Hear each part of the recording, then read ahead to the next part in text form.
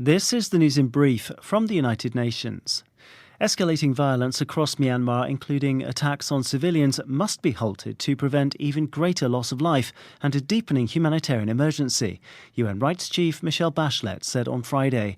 Ms Bachelet's appeal follows reports of a continuing military build-up in various parts of the country, including Kaya State in the east, where more than 108,000 people have fled their homes in the last 3 weeks, and in Chin State in the west.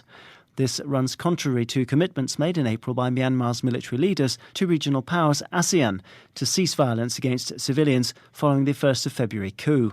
Here's spokesperson for the High Commissioner for Human Rights, Ravina Shamdasani. The armed conflict and other violence are intensifying in many parts of Myanmar, including Kaya State, Chin State and Kachin State, with the violence particularly intense in areas with significant numbers of ethnic and religious minority groups. State security forces have continued to use heavy weaponry, including airstrikes, against armed groups and against civilians and civilian objects, including Christian churches. Ms Bachelet cited credible reports that security forces had used civilians as human shields and shelled civilian homes and chapels in Kaya State. Since the military takeover, a minimum of 860 people have been killed by security forces, mostly in the context of protests, according to the UN Rights Office, OHCHR. Desperate scenes in Ethiopia's Tigray now, where humanitarians repeated calls on Friday for unfettered access to help millions of people facing famine.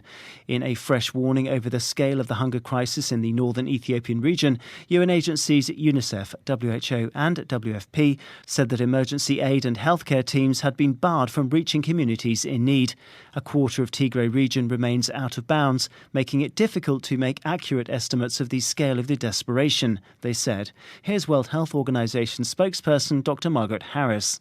We have mobile clinics run in conjunction with the partners that could provide nutrition, healthcare, all the services.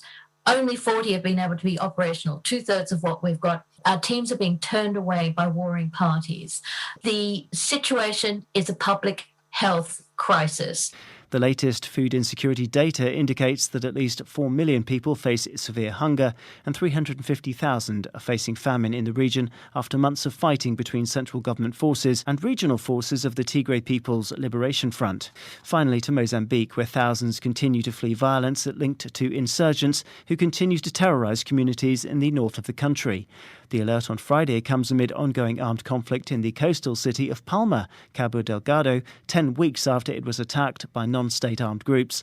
Here's UN Children's Fund spokesperson James Elder. We're hearing stories of alleged killings and maiming that is ongoing. Often that's going to sow barbaric ways to sow terror going forward. Girls and women have been subject to horrific stories of rape.